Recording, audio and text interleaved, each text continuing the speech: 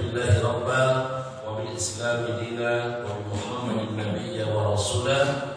Rabbi shrah li sadri wa yassir li amri wahlul 'uqdatam min lisani yafqahu qawli.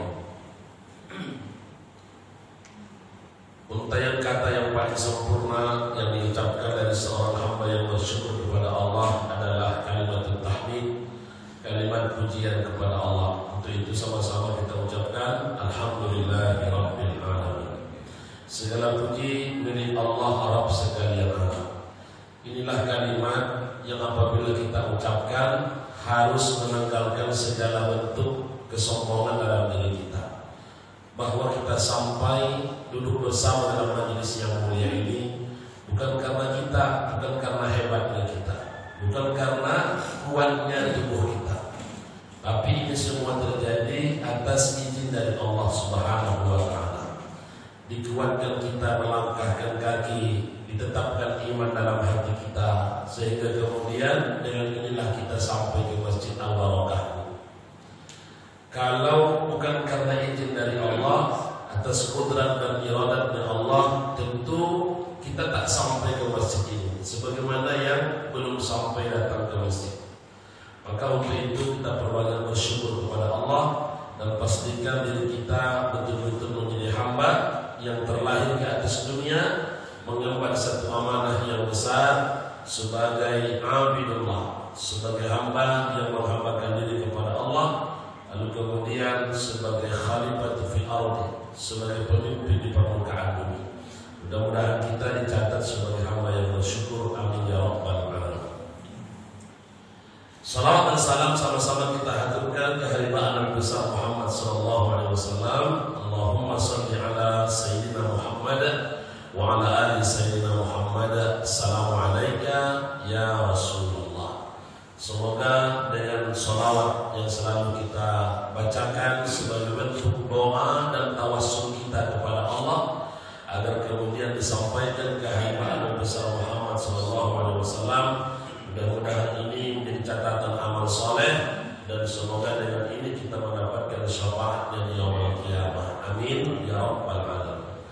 Pengurus masjid, orang-orang tua kami, bapak ibu, ayah bunda, kaum muslimin, kaum muslimat, jamaah salat subuh Masjid Al-Barakah rahimakumullah. Ada seorang ulama yang namanya masyhur, tersohor di saat itu, bahkan sampai hari ini. Namanya adalah Syekh Sayyid Ja'far Al-Barzanji. Sayyid Ja'far Al-Barzanji ini adalah cucu dari seorang ulama mufti besar di kota Madinah. Namanya Syekh Sayyid Ahmad Al-Alawi Al-Maliki Al-Hasani rahimahullahu ta'ala. Tidak diragukan keilmuan beliau, dan saat itu juga beliau adalah ulama yang sangat masyhur. Dan mereka ini adalah keturunan daripada Rasulullah sallallahu alaihi wasallam, karena di atas ada Husain. Husain punya ayah Ali bin Abi Thalib. Ali bin Abi Thalib punya istri namanya Fatimah. Lalu Fatimah adalah putri Rasulullah sallallahu alaihi wasallam.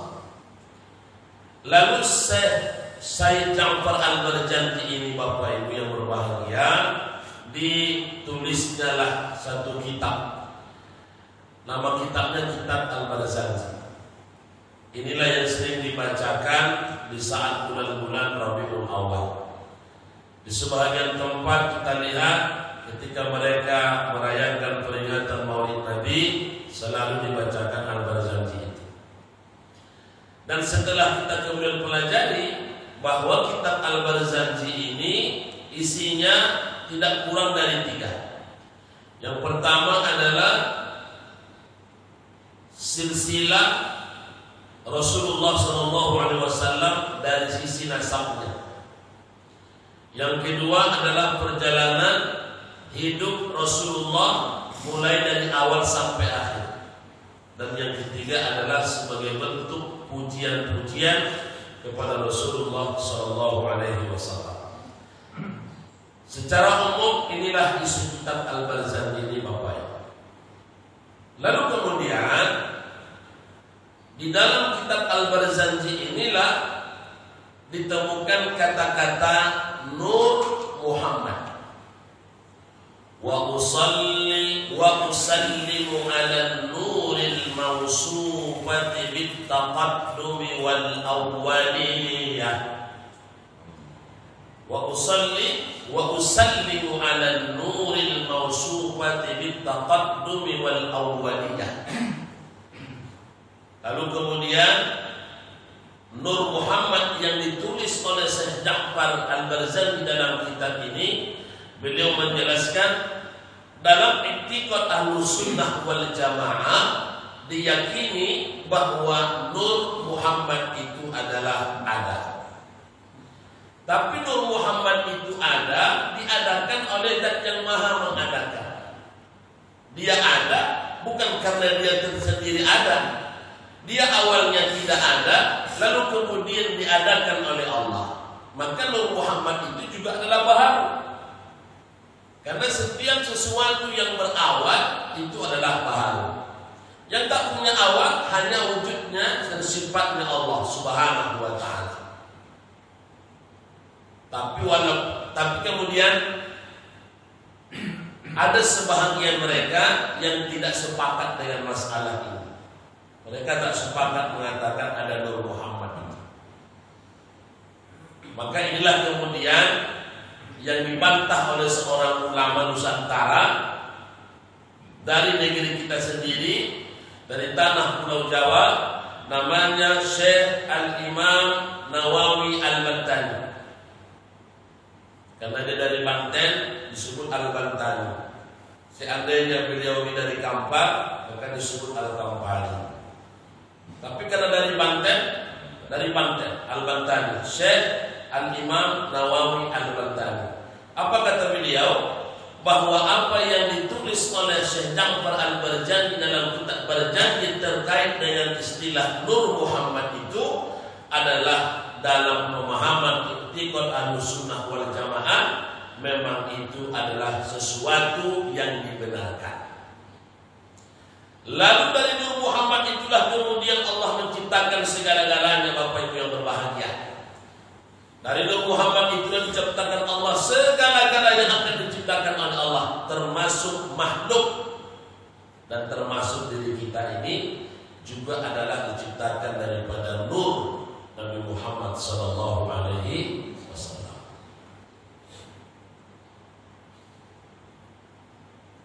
Maka dengan demikian keberadaan Rasulullah sallallahu alaihi wasallam disebutkan dalam hadis qudsi adalah sebagai wujud Allah menciptakan yang alam. Laulaka ya Muhammad ma khalaqatul alam. Kalau bukan karena engkau Muhammad, kata Allah, ini hadis qudsi, ma khalaqatul alam, sungguh tak akan menciptakan ini alam. Artinya apa? Adanya alam ini karena adanya nur Nabi Muhammad sallallahu alaihi wasallam. Maka kalau begitu Nabi Muhammad itu diakui dalam i'tiqad Ahlus Sunnah wal Jamaah adalah sesuatu yang sangat agung dan mulia. Maka dia dimuliakan oleh orang-orang yang mencintainya. Dia diagungkan oleh orang-orang yang mengikuti risalah-risalah kenabiannya. Dan dia dipuji-puji oleh orang-orang yang setiap waktu selalu merindukan dan mencintainya sepanjang hidupnya. Lalu kenapa disalahkan ketika ada orang-orang mereka duduk berkumpul bersama-sama, lalu kemudian dalam perkumpulan mereka itu mereka memuji-muji Rasulullah lewat ungkapan-ungkapan shalawat.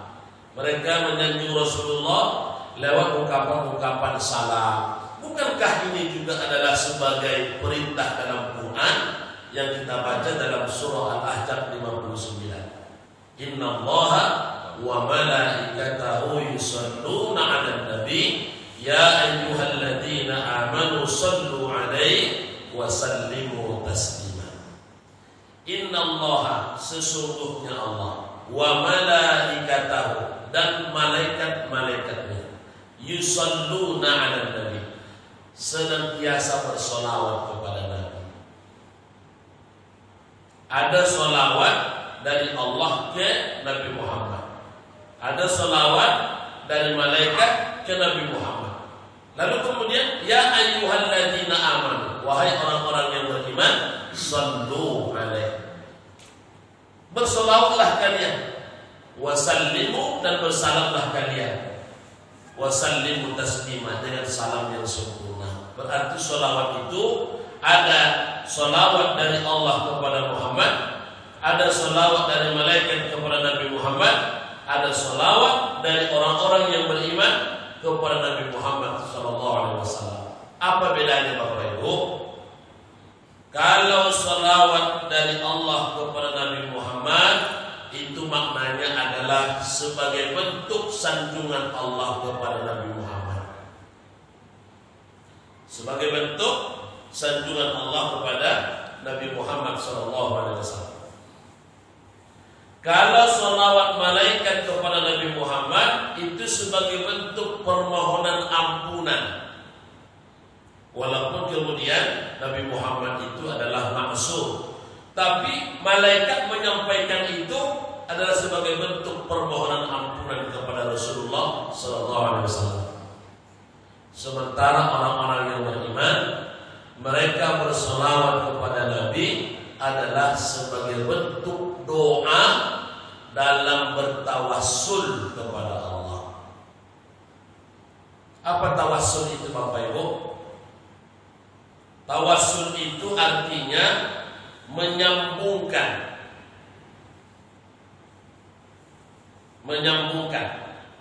Kita berdoa kepada Allah, tapi kita sambungkan sesuatu dalam doa itu namanya tawassul. Dan di dalam ajaran I'tiqad Ahlussunnah wal Jamaah, dalam akidah tauhid Ahlussunnah wal Jamaah, bertawassul hanya ada pada dua bagian. Tidak boleh lari daripada yang dua. Pertama, bertawassul lewat ibadah yang soleh. Yang kedua, bertawassul lewat menyebut nama Muhammad sallallahu alaihi wasallam. Bertawassul dengan yang lain tak boleh. Bertawassul dengan amal soleh boleh. Bertawassul dengan nama Muhammad SAW boleh. Tapi bertawassul lewat bangunan, bertawassul lewat kubur-kuburan, lewat makam-makam syekh-syekh, walaupun itu adalah syekh, ulama dan sebagainya, tak boleh. Bertawassul lewat orang-orang pintar, tak boleh. Bertawassul yang dianggap seseorang itu memiliki kekhususan daripada yang lain, tak boleh. Ini akan merusak akidah. Bertawassullah kepada yang kuat. Karena sekarang banyak juga tauhid orang ini rusak karena sembarang-sembarang bertawassul. Kenapa kalian pergi ziarah ke sana? Ada satu makam yang dianggap ini makam tuan guru besar di masanya, yang keilmuannya juga diakui pada saat itu. Lalu kemudian datang orang ziarah ke sana. Kalau datang ziarah, mendatangi ziarah makam-makam orang-orang yang berilmu, tuan-tuan guru, syekh-syekh, bukan jadi masalah. Tapi ketika kemudian kita bertawassul lewat kuburnya, lewat makamnya, ini sudah bertentangan dengan akidah. Tak boleh.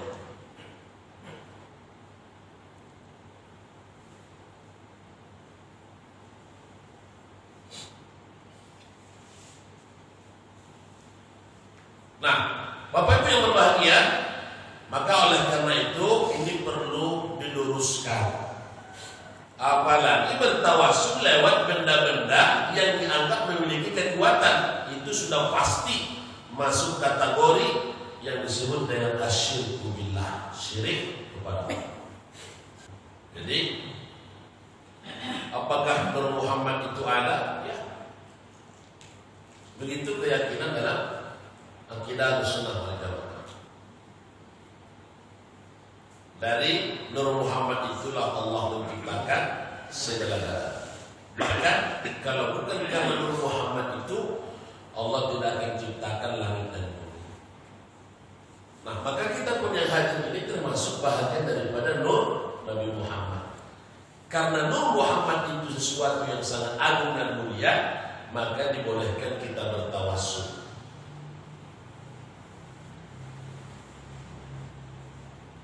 Jadi perlu diluruskan.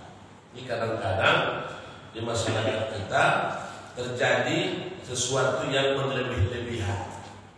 Datang menziarahi tuan guru, pusara tuan guru, kuburan tuan guru, sampai di sana minta doa pula dia. Kalau berdoa di atas makam seorang syekh tuan guru tak masalah. Tapi kalau kita meminta doa kepada dia, ini kan merusak akidah. Sementara kita asal masuk waktu sholat, Allahu Akbar. Di dalam bacaan sholat kita selalu kita baca inna sholati wa nusuki wa mahyaya wa mamati lillahi rabbil alamin. Nggak ada kita suruh di situ wa makam syekh tuan guruwi, nggak ada. Jadi jangan sembarang, hati-hati. Nah, Bapak Ibu bahagia, kenapa Rasulullah itu atau Nabi Muhammad SAW itu menjadi sosok yang diagungkan, sehingga kemudian Allah sendiri pun memujinya, malaikat-malaikat pun ikut bersolawat kepadanya, orang-orang yang beriman pun bersolawat kepada beliau. Kenapa? Karena memang Nabi Muhammad ini adalah sosok Nabi dan Rasul yang tidak sama dengan yang lain. Maka ada seorang ulama yang sangat masyhur namanya Hujjatul Islam Al-Imam Al-Ghazali rahimahullahu ta'ala. Tidak ada yang tak kenal dengan Imam Al-Ghazali. Ditulis sebuah kitab oleh Imam Al-Ghazali namanya Bidayatul Hidayah. Lalu kemudian syarah Bidayatul Hidayah ini ditulis kembali oleh seorang ulama, itulah tadi Syekh Al-Imam Nawawi Al-Bantani. Dalam kitab itu kemudian dijelaskan oleh Syekh Nawawi Al-Bantani bahwa Rasulullah Nabi Muhammad SAW itu diistimewakan karena ada 10 sebab. Jadi ada 10 perkara yang menjadikan Nabi Muhammad itu menjadi diistimewakan daripada yang lain. Apa itu Bapak Ibu? Yang pertama adalah lam yahtalim qattun taha mutlaqan abada. Alasan yang pertama Nabi Muhammad itu diistimewakan, lam yahtalim qattun taha mutlaqan abada. Sepanjang hidupnya Nabi, sepanjang hayatnya Nabi, beliau tak pernah bermimpi mimpi-mimpi buruk, mimpi-mimpi yang jelek, dan beliau jauh daripada yang disebut dengan mimpi basah. Yahtalim itu mimpi basah. Nabi tak pernah mimpi-mimpi itu. Itu keistimewaan Rasulullah. Beliau tak pernah bermimpi yang buruk-buruk. Tidak macam kita Bapak Ibu. Kalau kita nih banyaklah mimpi kita kan. Kalau ditulis dan di buku tak berapa lagi mimpi kita sejak kita mulai tahu mimpi sampai sekarang. Dari mimpi yang aneh-aneh, dari mimpi yang seram-seram, sampai kepada mimpi yang apa nama itu ya, yang menakutkan lah. Berharap kadang-kadang kita mimpi-mimpi baik tak dapat, selalu mimpi-mimpi buruk. Rasulullah itu tak pernah bermimpi seperti itu. Kadang-kadang awak mimpi aneh-aneh pula. Dalam mimpi itu awak jarang-jarang di sepanjang Ramayana, bukan sama bini awak, sama bini orang. Kan aneh-aneh mimpi itu kan Pak. Kalau awak jarang-jarang mimpi itu sama bini awak, rapuh lah. Sama bini orang pun jarang-jarang. Berarti ada sesuatu yang tak beres. Karena dalam mimpi itu kita dikejar-kejar binatang-binatang buas. Karena dalam mimpi itu kita digigit ular. Karena dalam mimpi itu kita jatuh dari tempat yang tinggi. Karena dalam mimpi itu kita seolah-olah dipeluk oleh sesuatu makhluk yang besar yang tak membuat kita bisa bernapas. Sampai kadang-kadang sesak napas itu sehingga kemudian kita terbangun daripada mimpi itu. Sesekali ada juga mimpi-mimpi yang enak-enak. Menengok situasi rumah, di dalam rumah bergantung-gantunglah kalung-kalung, cincin-cincin, gelang-gelang, emas-emas, intan-intan, permata-permata, mutiara-mutiara. Oh, gantung-gantung dalam rumah waktu. Pasti kau bangun. Tidak ada yang bergantung-gantung yang bergantung itu gorden, itu sarang-sarang laba-laba, itu yang tinggal kipas angin itu lagi datang. Kemana emas-emas itu? Begitulah mimpi-mimpi kita. Makanya Rasulullah SAW mengajarkan kepada kita tentang adab. Jadi Islam ini adalah agama yang penuh dengan adab. Apa adabnya? Kalau kita bermimpi, kata Nabi, mimpi yang kita dapatkan itu mimpi buruk, maka jangan ceritakan kepada siapapun. Jadi kalau mimpi buruk, tidak usah kita cerita. Kenapa nggak boleh diceritakan mimpi buruk? Karena mimpi buruk itu datang dari syaitan dan tak perlu ditafsir-tafsirkan. Tidak usah ditafsirkan. Apalagi Bapak Ibu bertanya ke seseorang yang bukan ahli tafsir mimpi. Ahli tafsir mimpi yang diakui lewat Al-Quran adalah Nabi Yusuf alaihissalam. Nabi Yusuf tak ada lagi. Ada pun orang yang sekarang namanya Pak Yusuf, beda. Memang namanya Pak Yusuf. Nah, jadi kalau mimpi buruk, jangan ceritain dan jangan tafsirkan. Terus bagaimana? Anggap aja dia angin berlalu seperti air yang mengalir. Gak usah dibawa ke pikiran, gak usah dibawa kemana-mana. Biarkan aja seperti itu. Ngapain dipikir-pikirkan? Toh juga itu dari setan. Sibuk pula berpikir gara-gara itu. Berarti awalnya sama dengan setan jadi orang. Nak jadi dia berkojo gara-gara itu. Dia mimpi tadi malam itu mimpi buruk.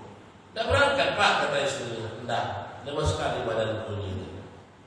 Kenapa? Tadi malam aku mimpi yang aneh-aneh. Apa mimpimu tadi malam Pak, kata istrinya. Aku mimpi kamu tuh jalan-jalan sama siamu. Akhirnya timbullah kecurigaan macam-macam lah, inilah itulah. Dan gara-gara itu berkelahi pula mereka pagi-pagi itu. Jadi sekali lagi, mimpi buruk jangan diceritain, jangan ditafsir-tafsirkan. Anggap aja angin berlalu. Yang kedua, andaikan mimpi buruk itu membuat kita terbangun dari tidur. Sampai kemudian napas sesak dibuatnya, badan berkeringat, basah. Maka kata Rasulullah mengajarkan, ucapkan ta'awuz. A'udzubillahi minasyaitonirrajim atau a'udzubillahi bikalimatillahi tammati min syarri ma khalaq. Kemudian meludahlah ke kiri dengan isyarat sebanyak 3 kali. Dua. Isyarat, bukan ayat ludahnya yang dikeluarkan, ya. Dua. A'udzu bikalimatillahi tammati min syarri ma khalaq.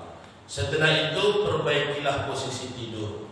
Jangan tidur dalam keadaan telungkup kecuali karena ada sesuatu hal. Karena kalau tidur telungkup itu identik dengan mimpi yang buruk. Kemudian berusahalah tidak tidur di waktu-waktu yang tidak baik untuk tidur. Yang tak baik waktu tidur kapan? Selepas subuh tidak baik tidur. Kemudian menjelang maghrib itu tidak baik tidur. Kemudian menjelang sholat isya itu tidak baik tidur. Jadi hindari waktu tidur yang 3. Di luar itu tidurlah. Nah, sementara apabila mimpi yang didapatkan itu adalah mimpi yang baik, maka berdoalah kepada Allah semoga itu menjadi sebuah kenyataan. Macam tadi kan, bermimpi dia menggantung-gantung memasukkan intan berlian di rumahnya kan. Pas dia bangun tidak ada. Berdoa kepada Allah. Mudah-mudahan ini menjadi sesuatu yang isyarat membawa rezeki yang banyak melimpah di luar tangga kita. Itu ajaran Nabi dalam masalah mimpi. Kalau kita mimpi bertemu dengan orang yang sudah meninggal, apa itu Pak Ustaz? Orangnya sudah meninggal, tapi kita ketemu dengan dia. Ketemu begitu aja.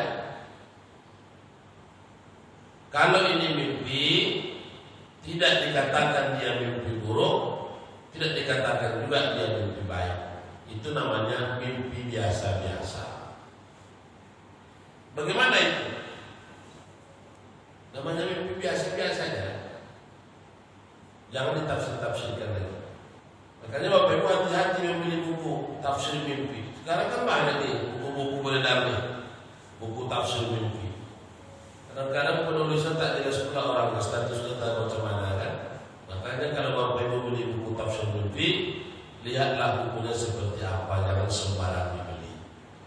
Kadang-kadang dengan itulah membuat pikiran kita ini kacau. Banyak orang rusak otaknya, rusak pikirannya gara-gara menafsirkan mimpinya. Sudah dia tafsirkan, bertanya pula dia ke orang. Orang itu sependapat dengan pikirannya, akhirnya menjadi jadilah. Tidak ada hujan, tidak ada angin, tidak ada badai, tidak ada apa-apa. Tahu mau lagi dia dengan kita berkawan. Tiba-tiba aja menghilang. Jumpa pengawal di jalan tak ditegur, awak pun menegur dia cuek. Kaget kita Pak. Rupanya dia pernah mimpi. Dalam mimpi itu kita rusak-rusak tanaman-tanaman. Gara-gara itu misalnya itu nak mau dia berkawan dengan awak. Ditafsirkannya. Ini bahaya nih, ya Bu. Bu, apa? Bahaya.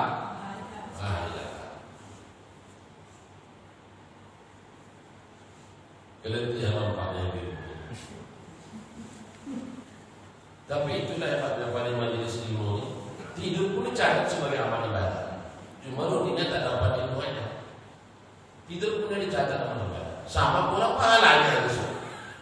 Orang tidur saja tidak tidur sama pahalanya. Bedanya yang tidur tak dapat ilmu, yang tidur tak dapat ilmu, yang tak tidur dapat ilmu, itu aja bedanya. Tapi jangan pada Bapak Ibu tidur bukan lagi ya. Kalau aku tahu tahan dan kalau kita tidur ada bukan lagi ya. Sama juga parahnya tahu Ustaz betul ya. Awak. Nah, satu ya. Yang kedua, wa ma tasa'aba aslafi madayaz zaman. Wa ma tasa'aba aslafi madayaz zaman. Nabi Muhammad itu tak pernah menguap, jangankan mengantuk. Beliau tak pernah tasa'abah, tak pernah menguap sepanjang hidupnya. Itu hebatnya Rasulullah. Kalau kita kan biasalah kan menguap. Waktu sholat menguap, waktu tak sholat menguap, waktu baca Quran menguap. Jadi menguap itu adalah sebagai bentuk pertama kelelahan tubuh. Yang kedua sebagai bentuk kurangnya istirahat. Yang ketiga menguap itu sebagai isyarat dirinya dibebani oleh bisikan-bisikan syaitan. Makanya kalau terlalu banyak menguap, periksa. Saya ini menguap karena kurang istirahat, karena kurang tidur, atau macam mana? Kalau dia bilang kurang istirahat, udah sebulan dia break, tidak bekerja. Kalau dibilang dia kurang tidur, tidak, berarti kita sedang dikuasai oleh setan. Makanya pas menguap itu bertaharus kepada Allah. A'udzubillahi minasyaitonirrajim. Dan Nabi mengajarkan caranya pula, jangan ditutup begini. Nah, nih. Sudah itu kemudian kemudian usahakan jangan bersuara. Kadang-kadang bersuara, kuat pula suara itu. Oh,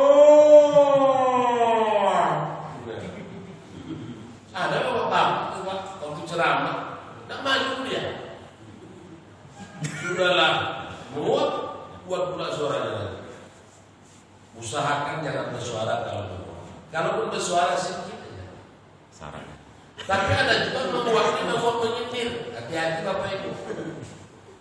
Nah, itu biasanya menguap menyindir ini orang datang bertamu ke rumah kita, tamu itu tak tahu jam. Nah, menguap yang punya rumah itu. Nah, itu artinya dia suruh kita pulang. Ini kadang-kadang tamu tak paham pula dia kan. Orang nama ngantuk bercerita-cerita panjang pula dia. Dari cerita sawah di kebunnya, sawah di kampungnya, pembagian warisannya, sampai kepada masalah RT Bu RW ceritain. Itu orang rumah tak tahan lagi. Makanya dia menguap. Katanya kan. Udah begitu bertanya pulang, ngantuk ibu katanya. Karena ngantuk pulang lah. Kadang-kadang orang bertamu itu tak paham ya. Itulah payahnya kalau tamu masuk ke rumah kita tak paham. Itu cuma nanti Pak Ustaz. Kalau tamu tak paham, suruh dia pulang. Tidak apa-apa itu. Aku ini mau tidur lagi Pak. Bapak pulang aja lah. Sudah ditanya aku mau apa tak paham. Oh kasar kali lah Bapak. Cuma ada lagi kata. Bilang aja tidak apa-apa itu. Nah, jadi menguap itu tidak pernah terjadi sepanjang hidup. Dua. Yang ketiga orang bahagia, minhud dawab falahum taharam. Rasulullah itu semua binatang buas, binatang yang tak buas, semuanya jinak kalau sudah bertemu dengan Rasulullah. Kalau kita jangan coba-coba. Rasulullah itu apa saja binatangnya kalau sudah bertemu dengan Nabi jinak.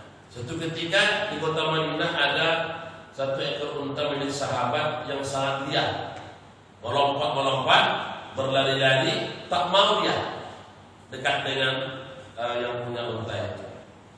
Akhirnya kemudian dia risau melihat unta yang seperti itu. Yang dia takutkan unta ini akan merusak tanaman-tanaman orang, merusak rumah-rumah, pekarangan rumah orang. Akhirnya kemudian dia datang kepada Nabi. Setelah itu kemudian dia laporkan kejadiannya. Kemudian Nabi pun datang. Kemudian setelah Nabi datang ke tempat itu, kemudian unta itu pun melihat Nabi. Dengan unta itu melihat Nabi, maka unta itu pun kemudian dia tertegur. Itu hebatnya Rasulullah. Segala binatang-binatang itu tunduk di hadapannya. Kemudian yang berikutnya berbahagia, wa ma waqa'at dubabatu abadan fi jismihil hasan. Rasulullah itu tidak pernah dihinggapi seekor lalat pun sepanjang hidupnya. Baik itu pakaiannya, baik itu kulitnya, dan seluruh organ-organ tubuhnya dari kepala sampai ujung kaki tidak pernah dihinggapi lalat. Lalat ini kan salah satu binatang yang mau hinggap di tempat-tempat yang kotor. Makanya kalau lalat hinggap di makanan kita, itu artinya makanan itu kotor. Tapi kalau lalat hinggap dalam satu minuman kita, ini minuman kasut lalat. Tengok, hidup tak lalatnya. Kalau masih hidup, benamkan, habis itu buang. Setelah itu masih bisa itu diminum kembali. Karena dia sudah steril. Karena sudah dibenamkan. Karena di sayap lalat itu satu sayapnya ada berisi racun, yang satu sayapnya berisi penawarnya, maka dibenamkan. Kata Rasulullah seperti itu. Tapi kalau dia sudah mati di dalam, jangan lagi dibenamkan. Orang yang sudah mati, buang aja dalam minuman itu. Itu artinya bahwa bahayanya lalat itu ketika masuk dalam minuman. Nah, sementara Nabi kulitnya, bajunya, sekujur tubuhnya tak pernah hinggap lalat. Kalau ibu-ibu pernah hinggap lalat di ibu-ibu? Mungkin setiap hari ya, dipoles pun wajah, jadi pakai make-up mahal-mahal juga hilang lalat juga. Ada satu orang ibu-ibu pesan make-up dari Bandung, pakai paket Shopee pula itu 5 juta, harga beda itu. dipakainya. Enggak juga dalam. Ya beda lah kita dengan Nabi. Kemudian lanjut yang kemudian berikutnya bi khuluqihi ka'amami ru'yatuhu. Rasulullah itu bisa dia mampu melihat di depan dan dia juga bisa memandang dari belakang. Bukan karena Nabi itu punya 4 matanya, tapi itulah keistimewaan beliau. Makanya waktu beliau jadi imam, saw sufufakum kata beliau. Karena Nabi melihat banyak saf-saf sahabat-sahabatnya yang tidak lurus. Jadi dia bisa melihat ke depan, dia bisa melihat ke belakang. Lanjut, kemudian Rasulullah itu kalau dia buang air itu tak pernah berbekas sedikit pun. Tak berbekas, Pak. Hilang bekasnya. Kalau kita beda ya. Kalau jengkol yang masuk, jengkol pula bekasnya. Kalau peta yang masuk, peta pula bekasnya. Sesudah yang kita makanlah. Sementara Nabi tidak. Kemudian yang selanjutnya, Rasulullah itu tidak pernah tertidur hatinya, baik dalam keadaan dia tidur ataupun dalam keadaan dia tidak tidur. Maknanya hatinya hidup 24 jam. Kalau kita usahakanlah kalau tidak tidur hati itu tidak hidup, hati itu hidup. Tapi kalau sudah tidur kan tidak bisa lagi. Makanya sebelum tidur kita diajarkan berdoa oleh Nabi. Itulah kita terakhir. Bismika Allahumma ahya wa bismika wa amut. Karena kalau sudah tidur hati kita ini sudah hilang, berserah diri kepada Allah. Tapi Nabi tidak. 24. Kemudian yang berikutnya adalah Rasulullah SAW itu kalau dia berjalan di bawah matahari, terik matahari, maka tak pernah menghadirkan bayangan sedikit. Jika Nabi itu berjalan tak pakai bayangan ya. Dan Nabi itu kalau berjalan selalu dinaungi oleh awan. Yang berikutnya juga Rasulullah SAW itu kalau dia duduk bersama dengan orang yang duduk, maka nampak pundaknya lebih tinggi daripada yang lain. Kalau dia tegak bersama orang yang tegak, maka nampak dia lebih tinggi daripada yang lain. Kalau dia berjalan dari orang yang berjalan, maka nampak langkah kakinya lebih cepat daripada yang lain. Jadi Nabi Muhammad itu selalu unggul. Selalu dia unggul. Kemudian yang terakhir, yang ke-10, Rasulullah SAW itu lahir dia ke dunia dari rahim ibu kandungnya Aminah, yang saat itu waktu lahir sudah dalam keadaan langsung posisi dia khitan. Jadi Nabi Muhammad itu bukan setelah dia lahir dihitan, waktu dia lahir dia sudah dihitan.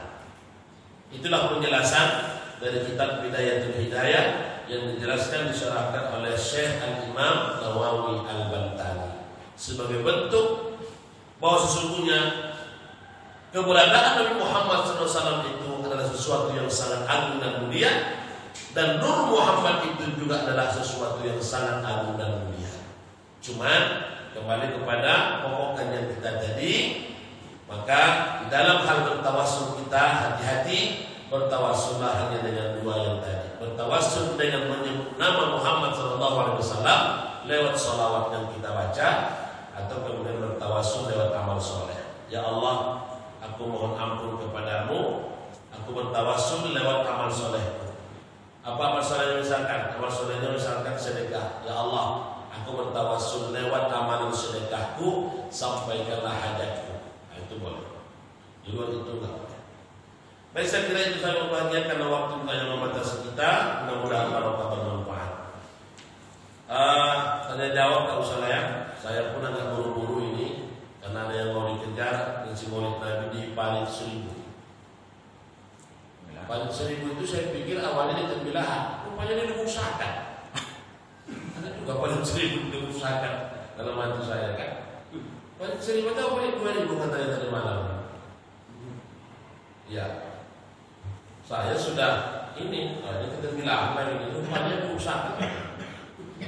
Baik, saya kira itu waktu bagian. Kita tutup dengan kafaratul majelis. Setelah itu kita salat syuruk. Subhanakallahumma rabbana wa bihamdika asyhadu an la ilaha illa anta astaghfiruka wa atubu ilaik. Assalamualaikum warahmatullahi wabarakatuh.